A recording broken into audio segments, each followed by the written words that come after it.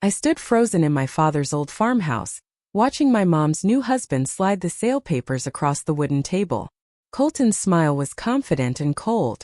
My mother picked up the pen without looking at me. Her hand shook slightly as she positioned it over the signature line. "You're selling Dad's land?" My voice cracked. She still wouldn't meet my eyes. Colton leaned back in his chair and said casually, "It's just property, sweetheart. Nothing more." But it wasn't just property. That farm was my father's life's work. He'd built it with his bare hands, brick by brick, season after season. He'd planted those trees and raised those animals. He'd made promises to me about my future there.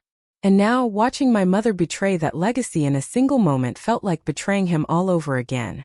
Rage flooded through my entire body like a storm. My hands clenched into fists. In that instant, I knew with absolute certainty that they were selling my father's memory, his dreams, and my inheritance for money.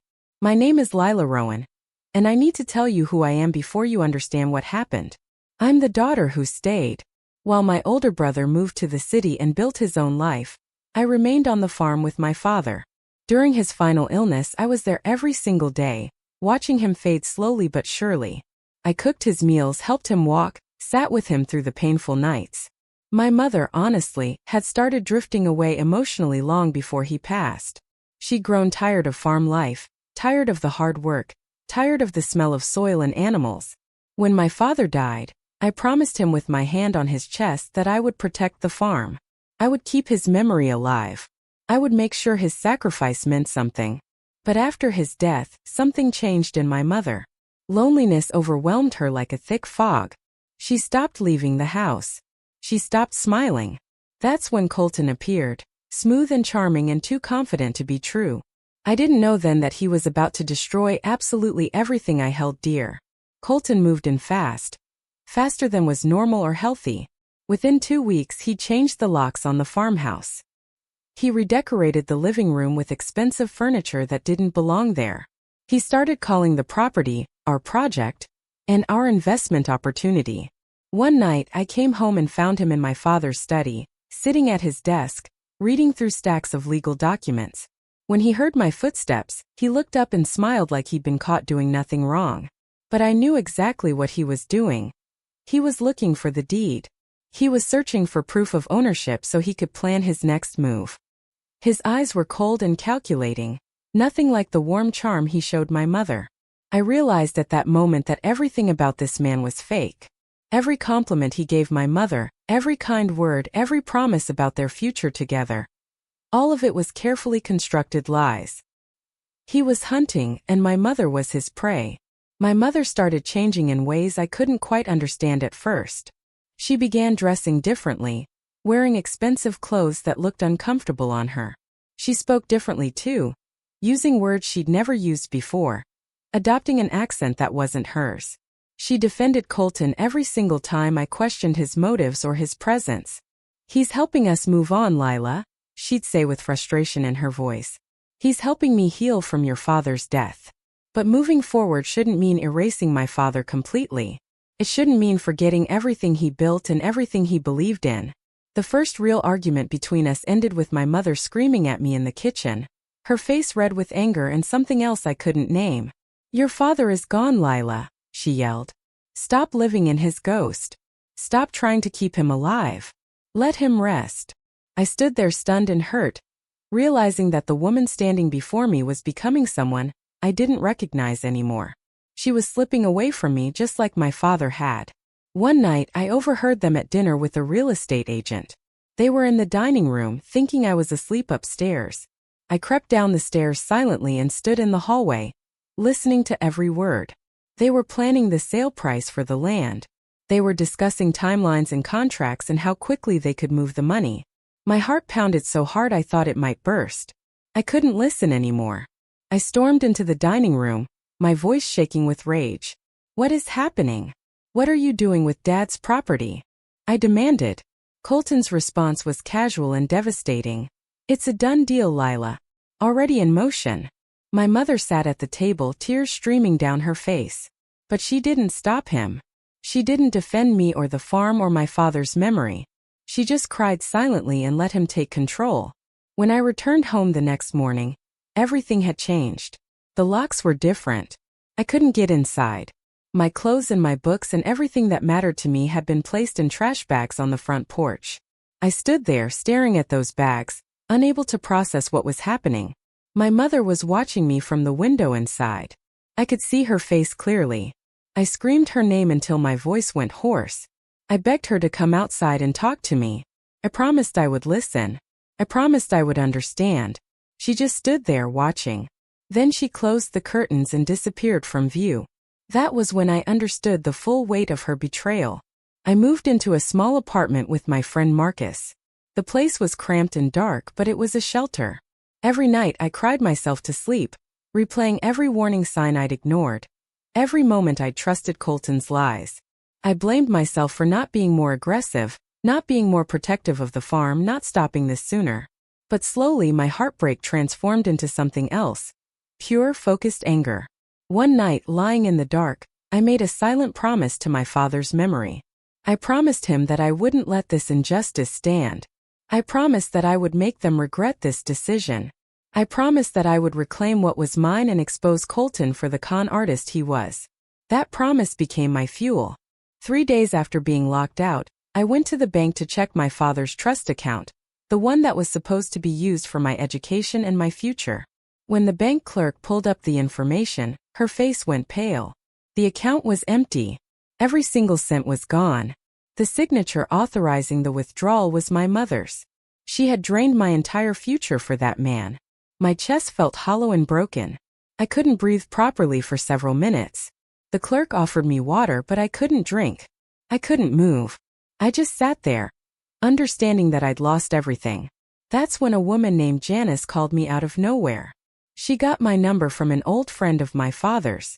Janice's voice was quiet and urgent on the phone. "You don't know who Colton really is," she whispered. "He's done this before. Multiple times.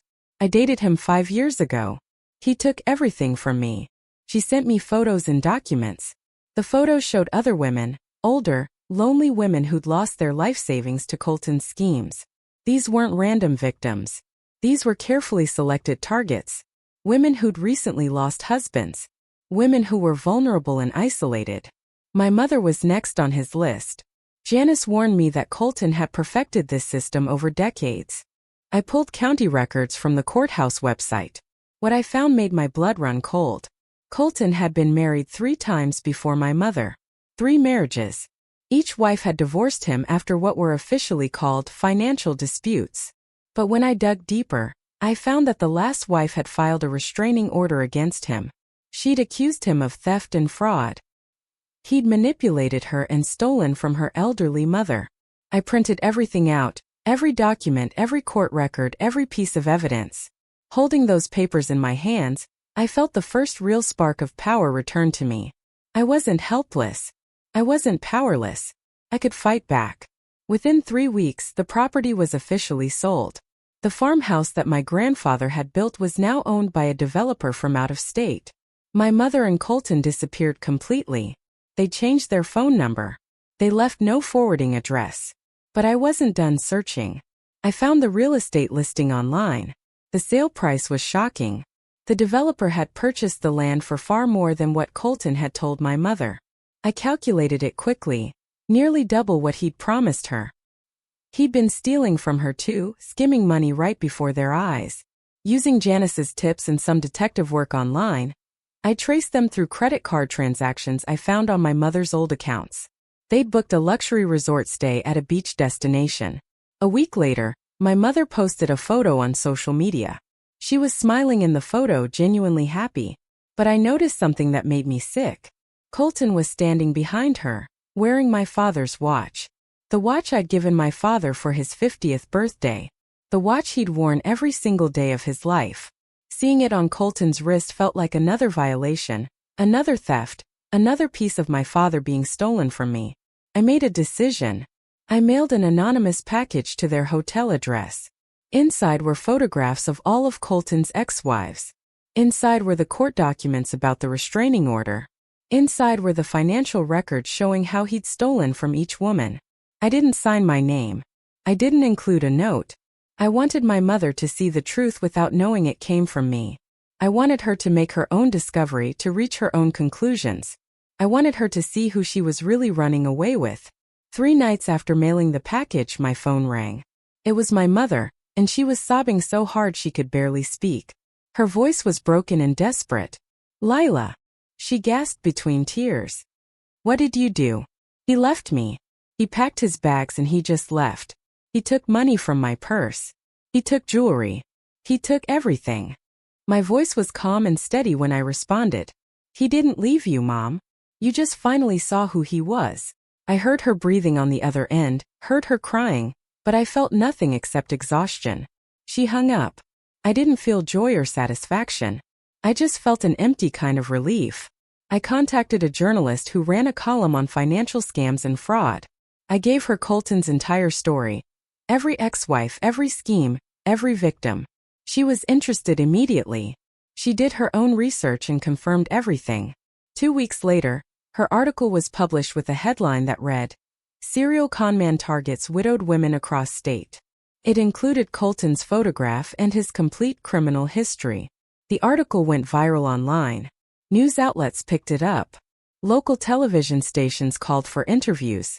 Suddenly, everyone knew who Colton was. 2 weeks after the article was published, Colton was arrested. He'd been trying to con another woman using a fake business name and fabricated credentials. Police found forged documents in his apartment, including documents from my father's estate. My mother's name was listed as a participant in the fraud, but the officers determined she was a victim, not a perpetrator. She wasn't charged with any crime. But Colton was facing multiple felony charges. He was finally facing consequences for years of theft and manipulation. I attended Colton's court hearing.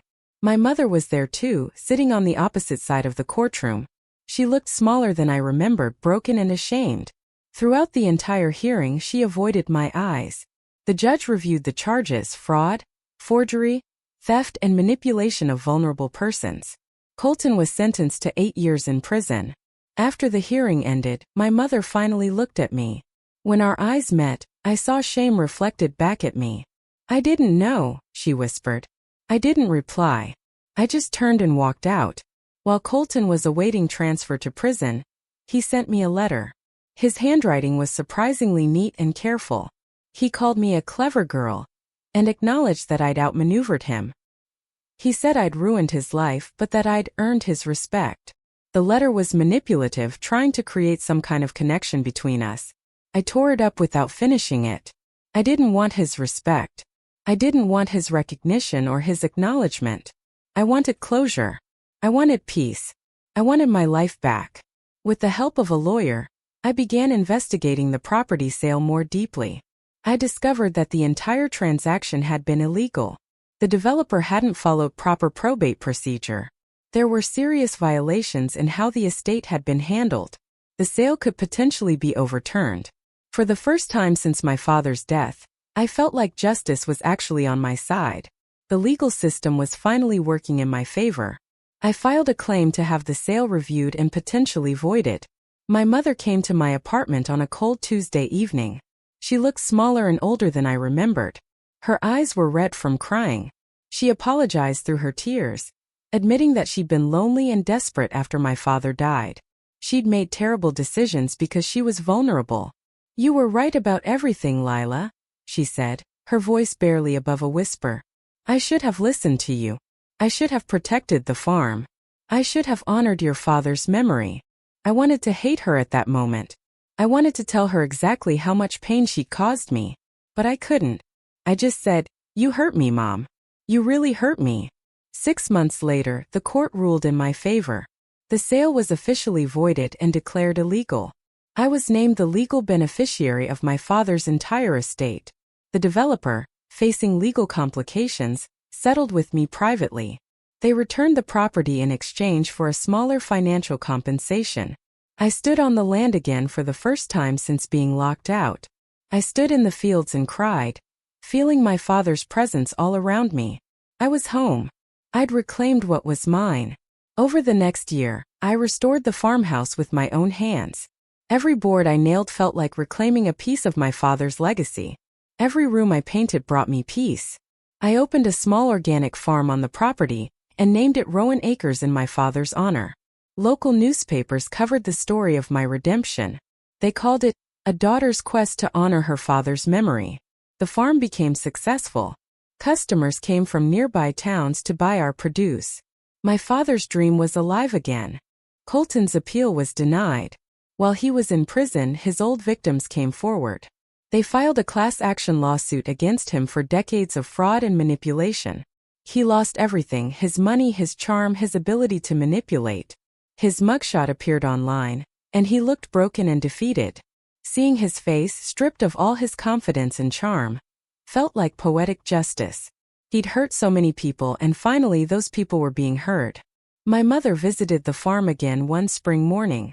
She was humbled and quiet.